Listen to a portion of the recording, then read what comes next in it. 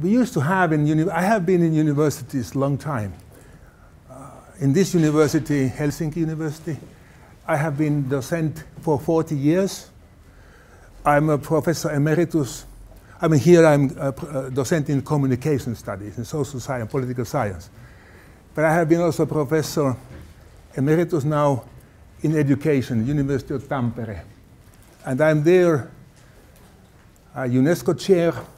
I explain you what does it mean. But I have been there even more than 40 years. Not professor, but all kinds of duties. But in between, I have traveled and stayed many years abroad. In Europe, South America, Asia, Africa even. This is my university, the other university homepage, and my name is, I have the 3 duties which are here. First I am UNESCO chair. UNESCO chair is exactly the activity that I will have in Paris tomorrow. It was established 25 years ago. One of the founders was Marco Antonio Diaz. Marco Antonio Diaz was at that time head of higher education at UNESCO. He's a Brazilian. I worked with him in Costa Rica. I was rector of University for Peace in Costa Rica. Marco Antonio belonged to the board, to the council. He was in charge when these UNESCO chairs were established. And there are nowadays about 800 UNESCO chairs in the world. It means that when universities 25 years ago were not so well responding to the changing world and the new needs of developing world and economies, UNESCO had an innovation. Maybe we should not be looking at the narrow, discipline-based approach to science, education, culture, communication, but develop a more intersectoral or holistic approach that actually everything is connected. And they started to develop UNESCO chairs for different problem areas. One area was human rights, one area was technology. Then my area, for example, we started and created a chair on global e-learning. Global e-learning, there was no discipline like in other cognitive sciences or computer sciences that would deal properly with the issues of global e-learning. And why I'm defending this solution is that if you approach education and research from a narrow disciplinary way, you see very narrow field of activities and interests. And the more narrow you are, the less you see what is happening in the world. And at the end, you see nothing. You become irrelevant for the big problems. At that time was the world order, disarmament, peace, pollution, containment, energy. They needed a fresh new approach.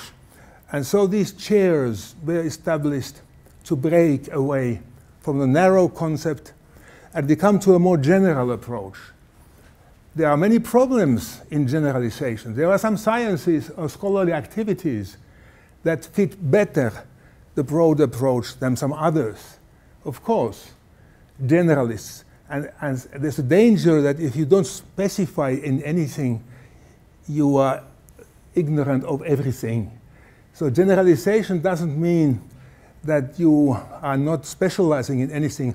I myself, in the 70s and the early 80s, I was doing peace and conflict research. Peace and conflict research. It was a new area at the time of the Cold War. I was appointed the first rector of University for Peace in Costa Rica. In 1986, I was there 3 years. And the peace issue is a typical issue of a broad concept. It deals with education, it deals with communication, it deals with the art, it deals with technology, and still does. But somehow peace is now down on the agenda.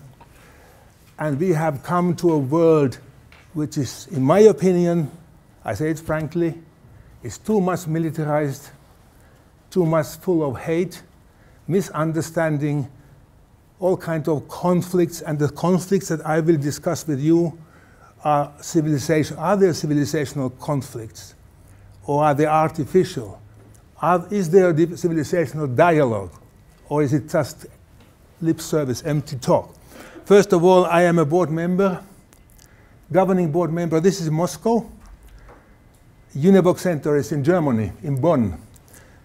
This is UNESCO Category R Institute. That means it's organic part of UNESCO.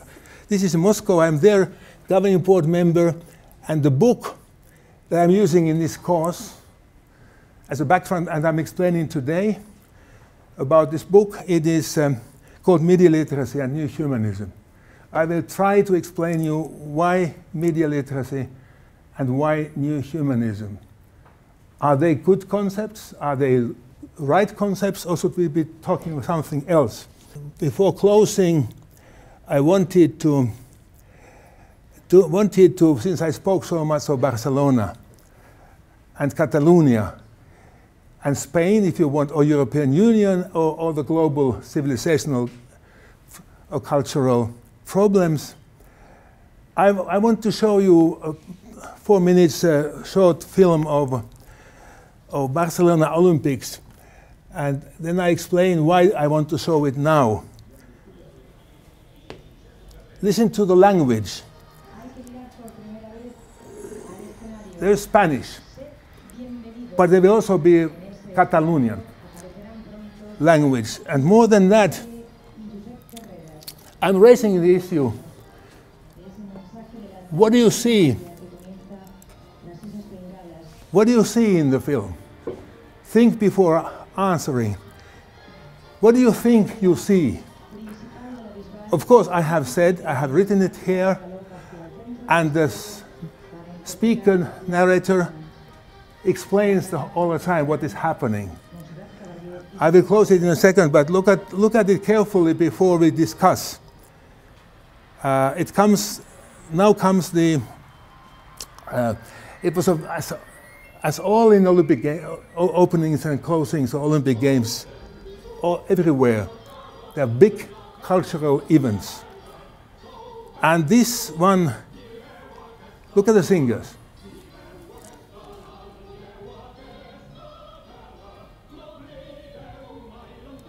I silence it to explain. This was 1992 in Barcelona. Why is it important to see what cultural is? This is a cultural literacy question for you. I'm sorry if I provoke this conflicting views, but the world is conflicting. This sardana dance was prohibited during the Franco dictatorship in Barcelona, as well as a language. Catalan language was not allowed. The same in other regions like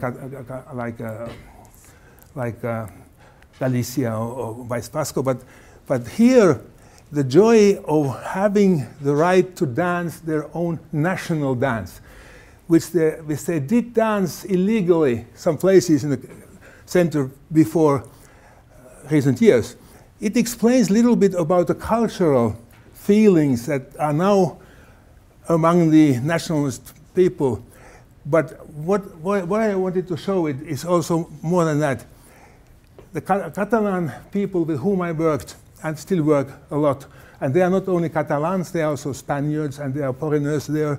It's a very diversified, multicultural country, region, is that they recorded the opening of the Olympic Games and analyzed how was the film presented in different parts of the world. And my point is this: very few commentators even realized what was happening, or didn't even care. They could just say in a straightforward sport language, and there's dance going now, beautiful dance. They didn't know the importance, and this is Pujol. Unfortunately, he was a leader at that time. Unfortunately, he also has been criticized for corruption now. And so this problem, many phases of the problem. But what I wanted to say is that they analyzed how was Catalonia and the Olympic Games presented, and what was the cultural message that they expected the world to have, and where did they have. As a consequence of this research interest, Universidad Autónoma de Barcelona, my connection is mainly to the Autónoma, that was created after the Franco. They have a special, in the communication department, special unit research of Olympic Games. It was established after the Games. And the director of this center is Professor Miquel de Moragaspar. I met him, by the way, incidentally, in July. He has retired like me. He's about my age. And surprisingly, his father knew the famous Finnish architect Alvar Aalto. Those who come from Finland know Alvar Aalto is a great name of Finnish architecture. So this Barcelonan and Finnish architecture leaders had personal relationships. So I have a very warm connection. By this, I do not want to say that I'm not taking any, I may have my opinion, but I'm not taking any open position of the thing now. We can discuss if you want later. But what I wanted to say, and as an introduction to my cause, I take this film and this situation of Europe today.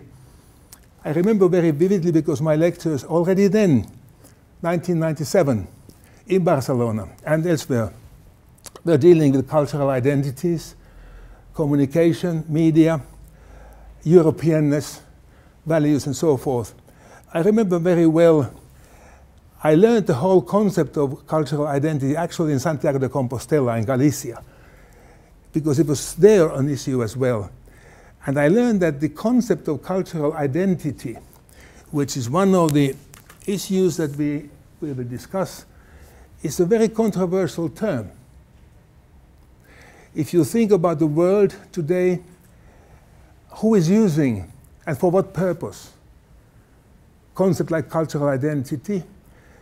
When I started to sensitize or learn more about this problem coming from Finland, it has been an obvious problem for Finland, for the Baltic countries, and for many countries in the world. It's an obvious problem. But can you define such a thing? Is it a scientific or scholarly term? I learned that the cultural identity then, in Barcelona, where I developed my own thinking, was very sensitive and very well advanced concept. And at the same time, 25 years ago, I also learned that in Scotland, there was in Edinburgh and other university places in Scotland, they were also very advanced on this issue, and they preferred collective identity. So what is the difference? Cultural, collective identity, all these concepts are very difficult. And we have to discuss with you what can we use, when and how, and with what purpose, and what follows, and so on. But I want to say that at that time, Mario Vargas Llosa, the Peruvian writer who is also academic in Spain now, he already wrote that year, I think it was El Mundo, one of the conservative newspapers anyway, that he said that this concept of cultural identity is a very dangerous and non-scientific concept, that it cannot be defined properly to be used in scholarly activities and literature. And he said his argument then was that any dictator anywhere can use this concept against all kind of modernization or globalization or international influence or change. So he saw that negative from that point of view, that it closes international cooperation and connection. The other argument was that we need respect for cultural identities, particularly minorities, indigenous people, and smaller languages and cultures to survive and develop and have equal rights. So these arguments were on the table in European academic research. I myself, I worked with José Manuel Pérez Tornero for the book that I will be discussing in this course, mainly as a European Commission expert. We were both invited by European Commission to work as media literacy experts and digital literacy experts for 10 years, and we also did research for European Union. So that brought us together, and still we are together. But Mario Vargas Llosa said that this is not acceptable, and now, just last week, I received a YouTube message from my colleagues in Barcelona that Mario Vargas Llosa, again, he warns that these nationalist movements may destroy the diversities of culture that flourish in northeastern Spain, in Catalonia and elsewhere. So he keeps this attitude, this position very strongly. I personally, probably I don't agree with José Manuel. Sorry, I do agree with José Manuel, but I don't agree with Vargas Llosa because I think that cultural identity is a real issue. But are we now coming to a new kind of nationalism, which is anti-global, anti-international? Maybe the globalism today is different from what it used to be up till now. We'll discuss this in the course. But I want to say that I want to keep the concept alive because it is still reflecting some injustice. Look at the languages. Look at the dance or other cultural habits, values. Look at the rights and look at the symbols and things that make your identity. And I think it is a real, but maybe we are, and this is a big interesting question to raise, maybe we are entering a new kind of sovereignty. Maybe that people are tired of this too aggressive globalism. Maybe they want to have more to say of their own environment. Maybe nationalism is not only populist extremism, maybe it's an authentic movement to develop to something. I don't have an answer, but I want to raise it because I see you coming from countries where these issues are also felt. Russia is one having many, many identities, many, many cultures, 22 or so. Spain, of course, England, Europe, and so forth. China just concluded its most important political party congress, and it also adopted new approach to the media and culture, which I will discuss with you. I'm not a Chinese, I'm not a Russian, I'm not a Spaniard, I'm not American, I'm a Finnish. So I want to have my view and my concepts to exchange with you, and I want to have these concepts with you. In everything I speak, I want to focus on communication and media, how it is reflected in the media. But in general, of course, nationalism of today is not the same as nationalism in the 19th century, if you put it that way, when it was European invention. And this is, I took it, you can have you can open this from the from the Moodle, but here you have the thinking of what I'm criticizing, because I am, as many of you, we are Europeans. Whatever we mean by Europe, how narrow, how broad it should. But our thinking, philosophical thinking, religious thinking, political thinking, absolutely reflects the European tradition. Our education is based on the philosophy. And I'm trying to open a little bit, what if we had a Confucian approach to education? I'm coming to it later. But this is the picture of how the Europeans defined themselves or saw themselves 100 years ago to 150 years ago. They rule the world. And this is British and French leaders, Napoleon and William Pitt. They are dividing the world. And that's what they did. And that, if you ask me, is there anybody from Arabic countries? I have been teaching in some of them, Jordania, Tunis, Egypt. For me, a country like Iraq is an artificial nation state because it was created by the British for a certain purpose, Kuwait. Don't ask me what do I mean politically. I just say that the nation, it was a different entity of people and different ruling institutions before Europeans decided to have a nation state. And what is the revival of Islamism is not only religious, it is also cultural. If you read the study of Iqbal, Pakistani philosopher, that it's much deeper understanding of how to organize societies.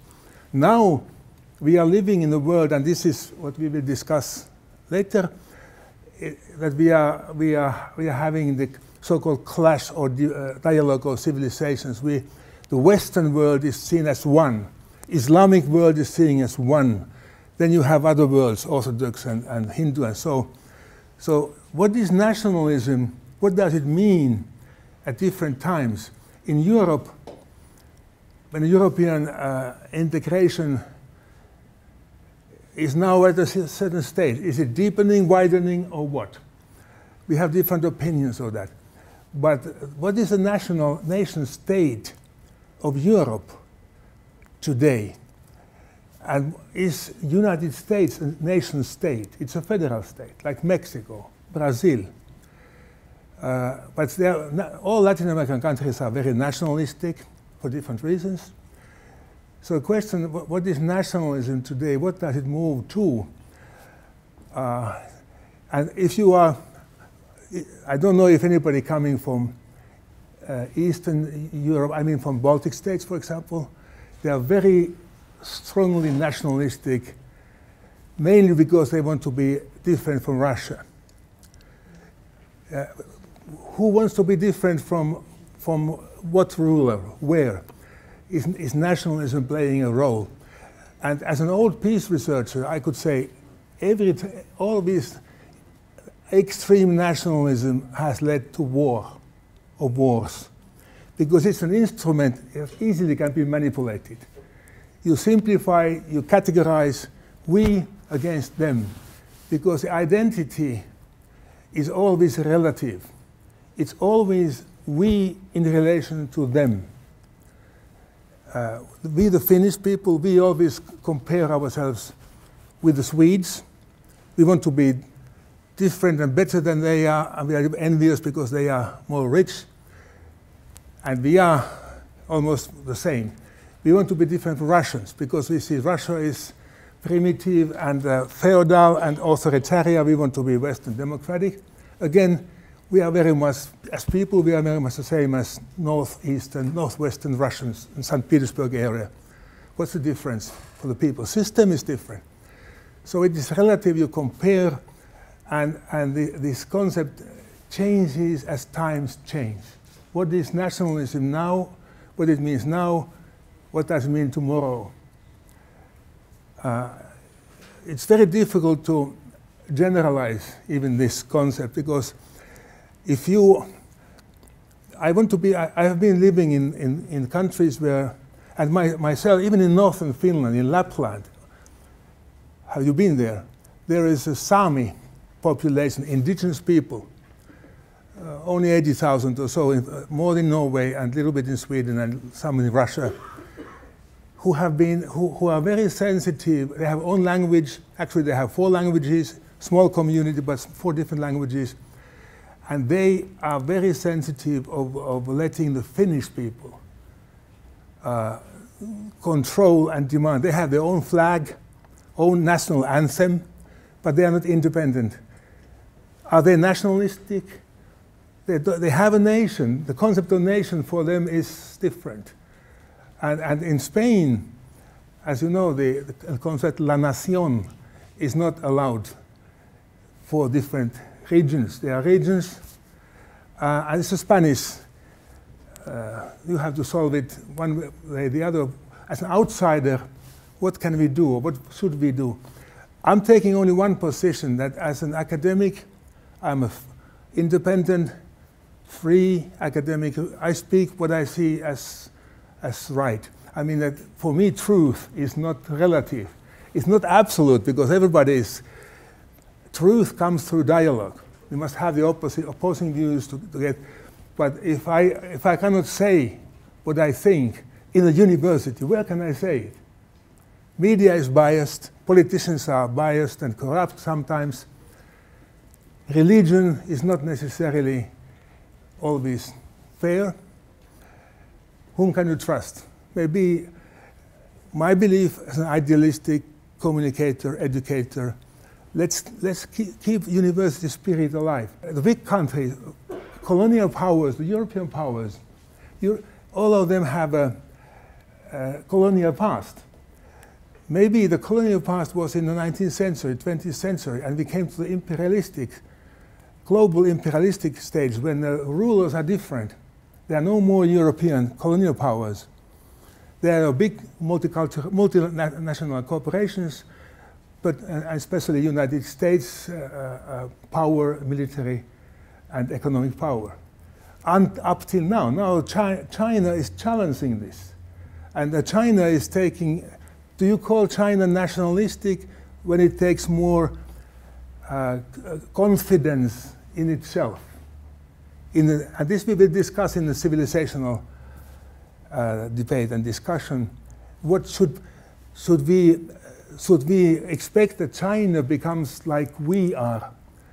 Russia, or after Soviet Union, Western countries expected Russia to follow Western values and systems. And Russia didn't want to have a United States domination.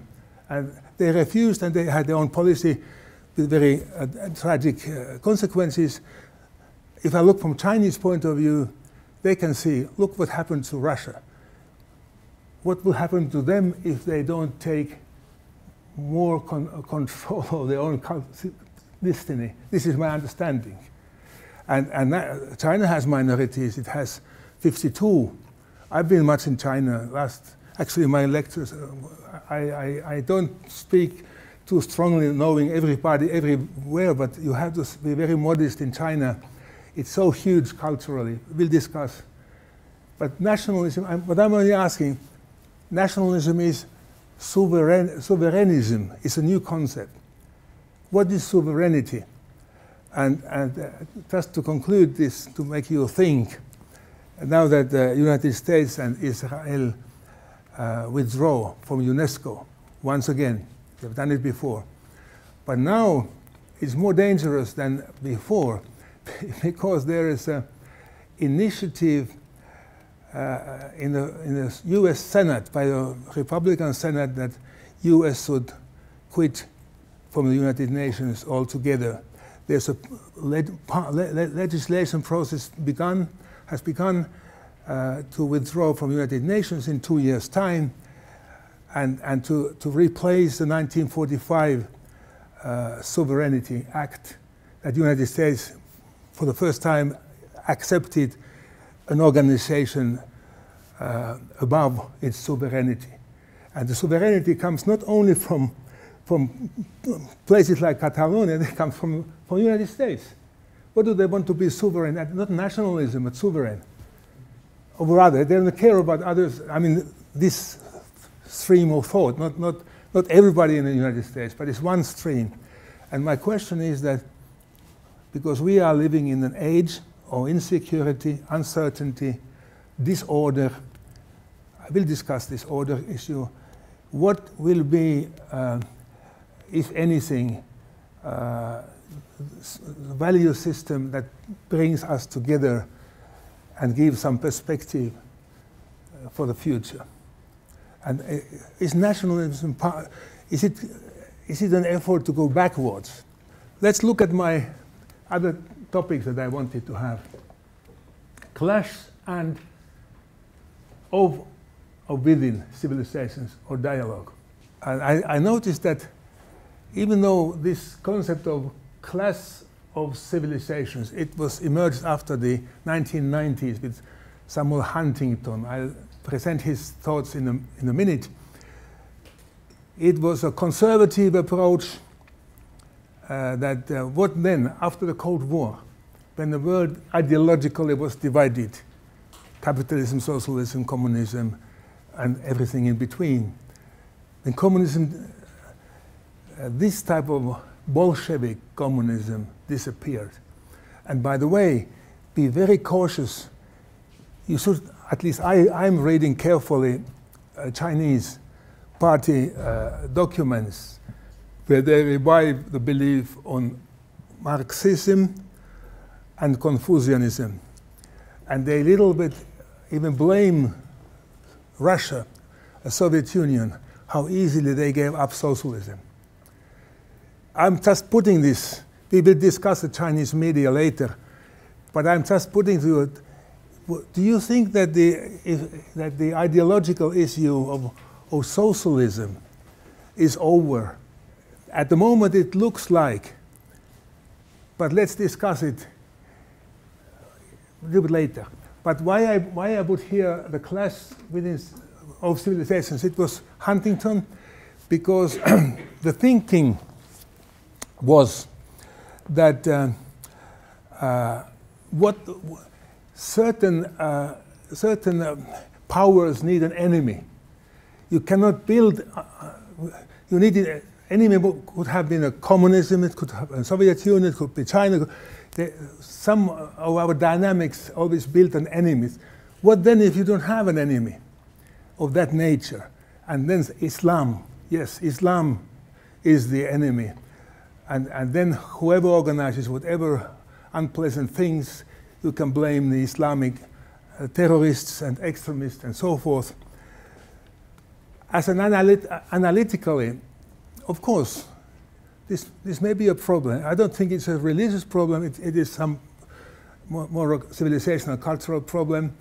But if you think it is, in Huntington analysis, it always meant that Western world, again, we have to define what is the Western world we are talking about, has come to conflict with the Islamic world. So they prepare mentally, psychologically, to maintain control, divide and rule in the Islamic world, which they have been doing. When I have here class within civilizations, there are extreme conflicts within Islamic civilization. Sunni, Shia, you have this and that country, and you have, it's not a clash of civilizations, but somehow the clash is within civilization, but again, European. What was our history with the Protestants and Catholics? Go to Ireland or go to somewhere back in history, it's not so strange in our Christian civilization either. We have passed it, hopefully, and the peace philosophy of today, even Henry Kissinger is favoring this, and we will discuss Kissinger later. He favors the Treaty of Westphalia after the 30 years of war in Europe, which ended in 1648, before the different European civilizations could come to agreement that after all, we need not have one European religious leader or order. We have different civilizational religious European Christian nations that can live together with different set of legislation and rules. So it's rather class of civilizations. And furthermore, I'm asking myself, again, being a modest Nordic, in my mind still neutral. We are part of West, but I'm not part of it ideologically or part of any of this. I'm thinking about what is the difference between Russia and Ukraine in civilization. I don't see the difference. So it is a conflict within civilizations for different reasons. There might be of political reasons, economic reasons. They might, of course, have different language, but it's not that different. I don't speak either, but I can see that it's not that different. So my answer to the text I showed you in the opening from Barcelona, when I was interviewed about the piece, they asked me about what do I think about Ukrainian. I think Russia and Ukraine are totally capable of solving the problem between themselves. Why do they need others to interfere? I don't mean if you need help, why not? But it's not our business. They can solve it. They are big nations, big cultures, great people. They can and they should solve it. Because most of my Russian friends have Ukrainian relatives and vice versa. I've been teaching in Taganrog, which is in the Black Sea, just next to Ukraine and Anton Chekhov's place. Again, not to speak about the Islamic Shia, Sunni, or what is the difference of civilizationally. And more interesting is the dialogue.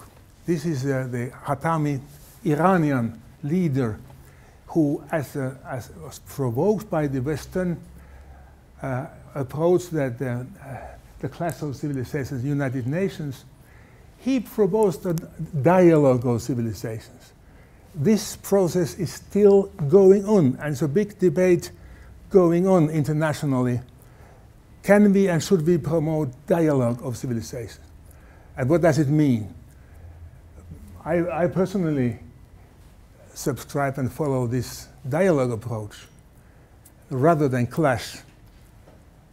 Because clash implies that we are doomed to have a destructive collision or conflict. As a social scientist, peace researcher, I don't see any determined path that we should be actively building another path. This is something we will discuss, and I have to explain you a little bit about the theoretical backgrounds and the media communication connections. And then thirdly, the area that I also want to discuss, particular communication, World Communication 2017. This is an area that I've been studying since late 60s. It has been I did my PhD, I did my master's degree, I did my international studies, a lot of them, if you can Google if you want, is history, published most of my studies in the 70s and 80s. But world communications has now changed for good. Not only because of the emergence of new technology, internet and all this Twitter, Facebook and Instagram and all these things, it has changed that the struggle of communication and information world of news agencies, about television. It was an issue, political issue during the Cold War for propaganda, manipulation, and so forth. After 1990s, or 91, 92, the communication research associations, where I belonged at that time, I'm no more a member of the organizations I follow, researchers came to the conclusion that it's now over. Nobody can challenge American domination anymore. US was always stronger in television, in movies, in music. Even though there was good European film, there was good big production in India, but Indian television movie industry is national. It's restricted to the Indian cultures. European films make inside Europe and in some Latin America success, but there's no European television for it, not even today. We have Euronews. We have, and even Euronews was built as it was said in the 1990s, that European media television organizations felt that they do not want to be so dependent on the American news agencies that had the dominating role in news agencies, plus CNN and television. They wanted to have a European television news service. And one of the arguments, I want to repeat it now here for you if you don't know, one of the arguments for creating Euronews in different languages and also in Arabic language was that the European television companies, corporations, wanted to have a service that reflects the European geopolitical views and historical views. They didn't say that American news are wrong, biased, or not true, but that they reflect too strongly American interests. This is forgotten now that the Russians have promoted their RT, which is now the main target of Western and particularly American propaganda against Russia. That RT is a propaganda, fake news, distorted media. It is a propaganda medium, yes, but it also promotes the Russian views globally and very successfully. So the Chinese media, CGTN, Chinese Global Television, if you look at it, it also wants to have a more view on the world news market from the Chinese perspective. It doesn't say that this is all wrong or falsified what comes elsewhere, but they want to have their view and their geopolitical, historical understanding of how the world is. If you are interested, the professional quality of CGTN is very high. We can have some analysis later. But my point is that where are we now with the new media? Because the latest and most used Google, Facebook, Twitter, now it has been turned out they are intelligence agencies. You can spy everything, and it's being done. This is a contradictory evidence from the US process now. At the same time that they want to show that Russians have been using it, they give evidence that it can be used. These systems can be used for spying and infiltrating and intelligences. And this is one of the reasons why China does not open Facebook. You cannot have Facebook in China. They have their own systems. And again, this is a big communication issue that I want to discuss during the course. What alternatives China has, and has it, because it's so huge. What can it develop itself, and what are the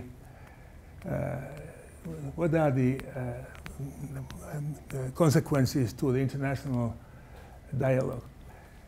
Again, in theoretical terms, my concept is communication. Even though I write about media literacy and media, I still think that communication is the better starting point, analytical concept. And when we come to literacy and competencies, again, the whole topic of my course is that I use the word literacies, because there's not only one type of literacy. Have you ever thought Because Finland, we are so proud. We are so good in education. We have so good schools. And we started our own language very late, but we have acquired a leading position in a ranking of world literacies and school systems. Have you thought about what do we mean by literacy? In the functional, I'm not going to the cognitive elements. We could, but I'm thinking in a very pragmatic sense. Very pragmatic sense, and what do we mean by literacy? Very simple things. We mean, and we have met, that how to read, how to write, and how to calculate. So mathematical calculation is part of literacy. I think it's very common sense definition of literacy. Reading, writing, calculating. Now suddenly algorithms, mathematical skills, computational skills have acquired wider and wider attention in school curriculum. And the big debate in America at the moment is one of the debates is that why did so many American young people believed in fake news and falsify fake news during the electoral campaign, presidential campaigns? Because at some time young people used more these fake news sources than established mainstream media. One of the answers was given at the end of last year, soon after the election campaigns, from Stanford University. You can Google Stanford University literacy research or something. And it found out, at least the researchers claimed, that this is a consequence of the American school curriculum where social and human issues are put aside, and more space is being given to computational, technological, mathematical topics. I know in China they are desperately trying to improve science, mathematical engineering, SME. I've been myself speaking there, even in the Chinese Academy of Engineering, that this is what they want to promote. But at the same time, even they have realized that technology is not neutral and engineering is not the way of solving social issues, political issues. Maybe it's needed in environmental and all kinds of system management issues, but if you ignore human social sciences and related areas, people are not competent of critically reading or writing. So we come back to the basic issue: reading, writing, calculating. How do you read and how do you write critically? And what is critical reading and writing? Even this lecture, why I don't want you simply to copy. This is not the lecture of copying what I say. I want you to think and have your own reflection, your critical questions, and maybe we can have a dialogue or something that what might be the best understanding of things.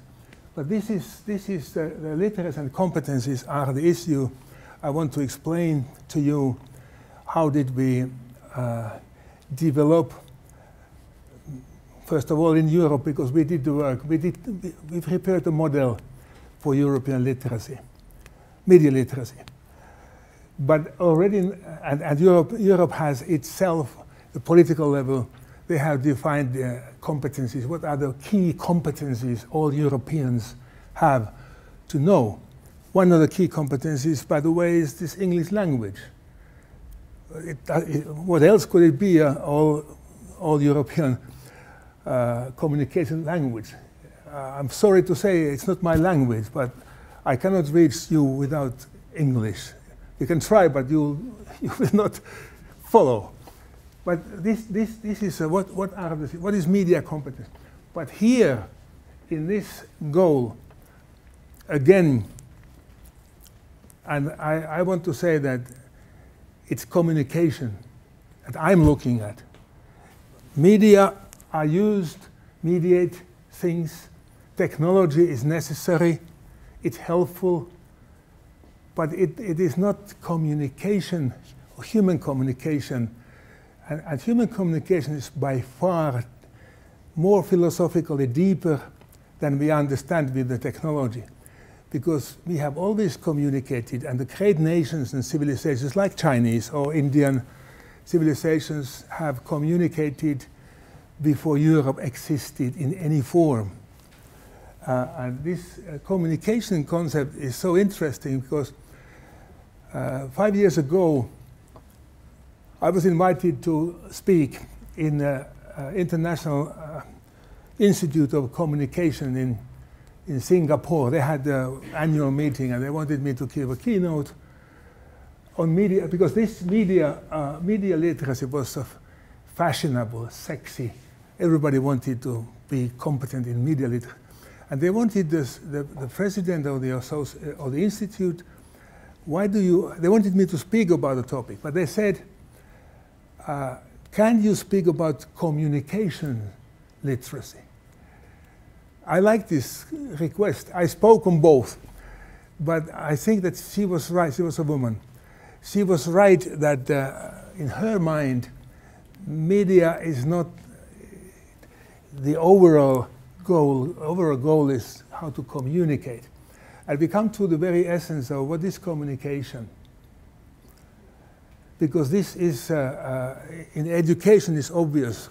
John Dewey, if you go to the classic philosophical educators, Dewey always saw that communication and education are interconnected in all ways, because every time you communicate, you also educate, and when you educate, you need to communicate. So that's obvious. But even in business, not to speak about politics or diplomacy, marketing, but even in business, if you cannot communicate with your staff, with your customers, if you cannot create confidence, you become another colonial, imperialistic power who comes and imposes you products, behavior, or something. Democracy is a dialogue, it's a process, and in this context, when I speak about culture and the cultural identities, again, like in literacy, my definition of culture is also functional, like in literacy, pragmatic and functional. It means that I see very simple language. Culture is an evolving process, evolving, changing process. It's not a finished product like a commodity or material thing. It's an evolving, changing process. And so is literacy. Media and communication literacy, it's a process. Nobody is fully literate because the system, technology changes all the time. So we need to develop our skills and competencies all the time. And some of our skills become obsolete before we notice. This, by the way, applies to university lectures as well. Is it worth coming to listen to somebody? You have to judge yourself. Do you get something more coming to listen to me, or if I put these things in an edited, short, more effective form to YouTube and you listen to it? You have to say yourself, I personally think you cannot transfer the mentality, the feeling, the inspiration and the touch, because human beings are more than machines. If it were that way, we don't need university. We can have a Google University, and you can search everything from Google, and we know the weaknesses. Now we come to the two other areas that I wanted. Peace is so, again, it's culturally, it's different, like security is different. In Latin America, I was working at the time of the last Cold War in Nicaragua. I was in Costa Rica, but I also was organizing courses, educational courses. One day after the armistice in 1987 in Managua, for the Contras, for the Sandinistas, and for the also North Americans, and it was the last Cold War. It's very difficult. If you want, I can show you. I even have some recordings of that time, which is not, the video was not necessarily available, but I have my Italian colleagues took some videos that how was it then. But it's too specific. But the main thing is that what is peace? In Latin America and South America particularly, the people's concern is they are much more afraid of the military against people's security, not against foreign powers. So people's security, the military establishment never accepted us to enlarge the concepts of security into people's security and so forth. Now, in the 2017, now suddenly military, and don't misunderstand me, I am a high-ranking civil officer. Finland, every man has the obligation to serve, so I'm not pacifist in the idealistic sense. But in Finland too, the thinking is that, military thinking that in order to defend our country and be strong, we have to build a strong educational basis and culture of our own. So belief in education culture is also in defense. I don't object to that. Of course, we can also develop into military capability. Education is value dependent. But what I'm saying that if we are going to have a global citizenship education, we have to see, is it somehow strengthening peaceful processes, or is it going the opposite? And we come to the cybersecurity, information influence, hybrid influence. I don't use the warfare. American literature say information war, hybrid warfare, cyber war. I'm not at war. Some others may be, but I'm not. So if you say that you are in information war, you have to prove to me who is your enemy, what is your goal, and how do you do it? Because what happened after the September 11th New York attack was a declaration of fight war on terrorism.